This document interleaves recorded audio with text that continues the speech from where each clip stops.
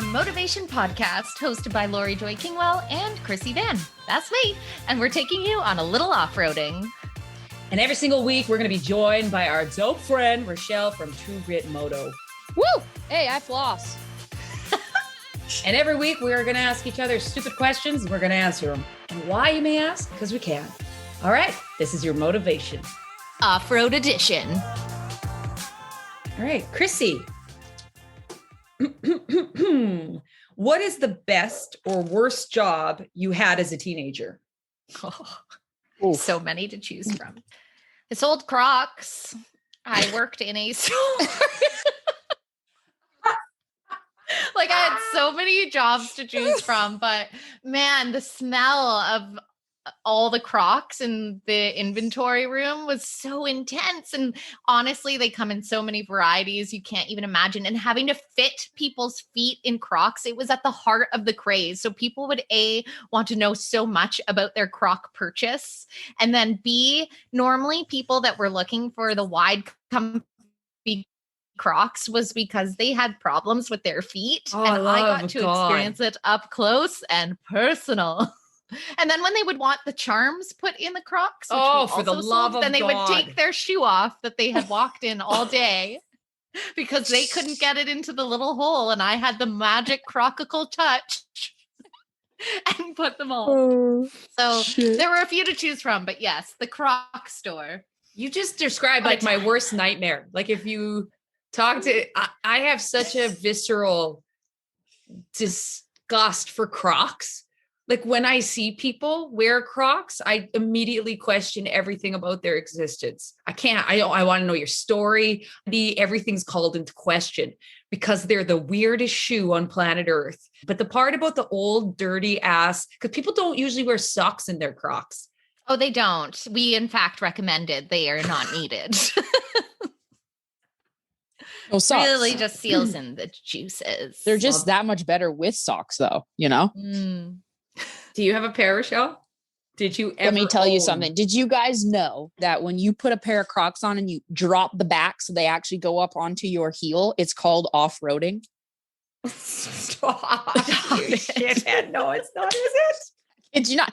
They do the thing. They put the Croc and they put the strap up to the back and they say, I'm going off-roading today. It's the new thing. I'm telling you. We should wear a pair. We all need Crocs. Now I need them. Now I feel like for the first time in my life, I've considered Crocs for this whole room just to make a video of me doing that, looking straight into the camera, deadpan, and just being like, guess what? I'm bitch off-roading. Is going off-roading. That's right. I can put a Moto charm in your Croc. Do that for you. Oh, Croc gremlin. Yeah. Richelle, worst job. Teenager. Worst job. Or Probably best. a drug dealer. Oh, that sounds like the best. Seriously, I hated it. I was always trying to evade the police. And it was only weed. But yeah, I was like, how heavy are we talking, man? Like this. Yeah, I was doing it to survive, and like if I had known that was a bad thing and it would get me into into a bad stuff, I just, I was young and I was trying to Wait make a money. minute. Hold up, though. You said if I knew that was bad, you knew it was illegal, though, right? Yeah, like it's illegal. But to what extent? Right. Because I was young. I was so young. It's like that shit of like, it's illegal to drink, but here I was throwing back a Mickey because like why and chasing it with pop, which I liked neither. But you were like, that's what you do. Or meeting someone like Richelle in a parking lot. Yeah. I mean, you needed consumers. Yeah. I knew.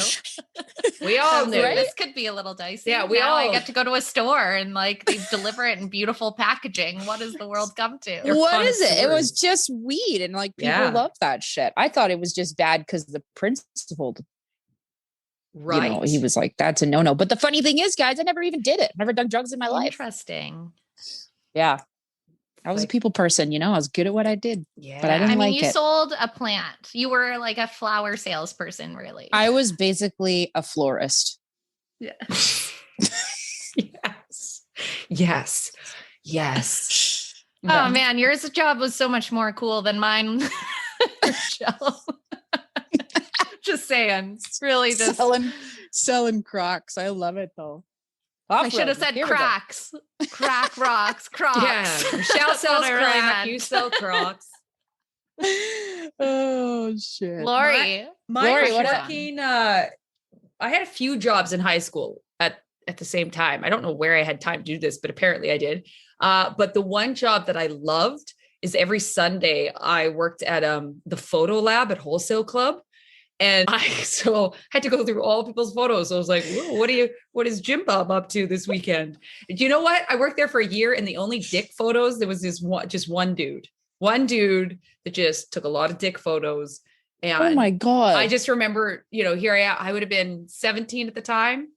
And of course I call people in, come on, got to see this. But what did they think was going to happen? They're dropping their photos off at Wholesale Club. They're just like, holy shit, get a load of this shit. Come on in. I should have charged people money to come see it. I could have made on the back end. You could have made so much money. Right? Missed opportunity. It really is. So that was my most enjoyable. Got paid an extra $1 on my wage as well, because you worked on Sundays. So that God's Day, the holy day. Yep, the holy day. You always get more on the holy day. Oh God, blessed be. They made fruit open. Were we picking our best or our worst? Either. Lovely. I was like, just to be clear, the Croc experience, I thought it was not worst. the highlight reel. It was the best or the worst you could do. You know what? I guess mine would be dual. Okay. Oh, do you ever get scared swimming in the lake or ocean? And if yes, what like runs through your mind when your fear factors kick up? Yeah, 100%. I can't swim. Krissy, you can't swim? Oh my. Well, it's like I won't drown right away, but I definitely am not. I've had a lot of near death experiences in the water as well, like quite significant ones. So yeah, I'm very conscientious in the water now. I'm less afraid of something slithering up my way or like a shark chomping my leg off, and more just keep on treading. Keep on treading. Just keep head above swimming. water. I had a really rough whitewater rafting experience. It was so bad, and the force was so intense, it sucked my running shoes off my feet. It was in Spain. It was wild. Why weren't you 4x4 in? Oh. I should have been. Was it your Crocs that got sucked off? You should have had Crocs. They would have floated. Funny story. So funny, you should say. So now I have to explain a little bit, but basically language was a barrier. I worked on cruise ships. We ended up on a tour that was a tour for guests. And sometimes if there were extra spots, crew could come on board too. And a lot of our cruisers were quite elderly, and the tour was supposed to be easy rapids. They had a crazy storm, but they don't want to lose money, so probably not the safest choice. The tour went on. Guess what you need when you're in rough rapids is people to paddle, but sadly our older folks were a bit more leisurely, so we crashed pretty hard into a rock face and flipped upside down. My shoes were sucked off, whatever. People were dispersed all over. Like I had cuts all over my body. And eventually, like I was just taken. I was lucky because I was able to hold on to the exterior of the raft. So I was just enough above the water, but it rushing across, swept through. Eventually you end up in the calm. And my husband was as well there with me, but we were well separated in the incident. And I remember the most primal sound coming out of my body when it was finally calm, because I was just alone with like an oar and a raft that's now gone. And it was like, Gab. And it was the weirdest sound that came out of my body. And when I finally see him, he had rescued a man, a croc, and a paddle. I swear to God. So the Crocs came to the surface and apparently were more valuable than the wife that doesn't know how to swim. Oh my God. That is intense. I'm terrified for you. It was intense, but I'm very on like now because I also had a really bad experience in a rip in Hawaii. Oh man, like my legs didn't work when I finally made it to the shore because it was just so much exhaustion and I didn't have an understanding of rip currents at the time. So I was going against it versus to the side and back. Now I know that and I'm more educated, but because of all those experiences, if I'm out with you guys enjoying time on tubes or etc. where someone, I'll be the person that I don't give a shit. I bring a life jacket. I won't risk it. I bring it with me everywhere. So that's my water tale. Well, mine's like silly. Like if I'm in deep water, I'm fine at first. But then if I hang out, it's just that little bit too long. All I think of is like Jason from the movie, like coming up and grabbing my leg. It's like the really irrational shit. Yeah. That's exactly what I think. I think there's something in the water and it's going to get me. It's going to take me down. It's going to touch me. And I don't want to be touched like that. Don't graze my leg. Don't you dare graze my leg. If you're going to graze it, take me under. All the way. Have you ever seen river monsters? Yeah. No. Crazy stuff that lives under there. It's one probably time, a good thing. I don't. My mom's boyfriend, his name's Gord. And we went on the Fraser River to go see the Mission Raceway, but they didn't have tickets. It was him and his friend. I can't remember his name. And the guy was schizophrenic, and we're out on this dinghy, and Gord's like 350 pounds and his friend was like 350 pounds. And I'm like 8, maybe 7. And so we head up Fraser River and they park me on a sand spot in the middle of the Fraser. They jump out, leave me there, and they swam to go jump the fence to watch the races at the Mission Raceway. What? And and they were like, just come with us. And so they're like, it's all sand here. And so I jump out of the boat, but I was the only thing that was weight enough that was keeping it on the sand. And my little feet, it must have been like this tall. But because my feet were so little, I started sinking into it and the boat took off.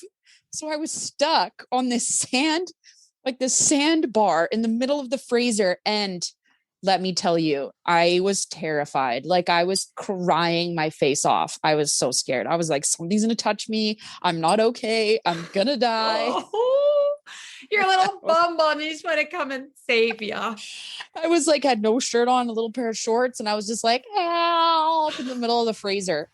Oh gosh. I told my mom and she was like, what the fuck? Right. Everyone's like, parents are so overprotective now. And you're like, right. There is a happy medium. And I don't feel like what was in the past was exactly the right way to rock either. You just went off-roading with the Motovation Podcast, hosted by Laurie Joy Kingwell and myself, Krissy Vann.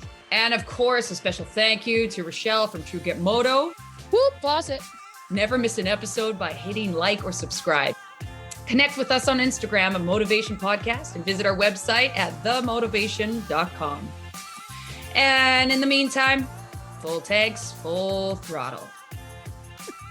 I think this is good though. It's like healthy, like people will be like, oh my God, I don't floss. Well, it's going to be so hard not to laugh to get through this intro.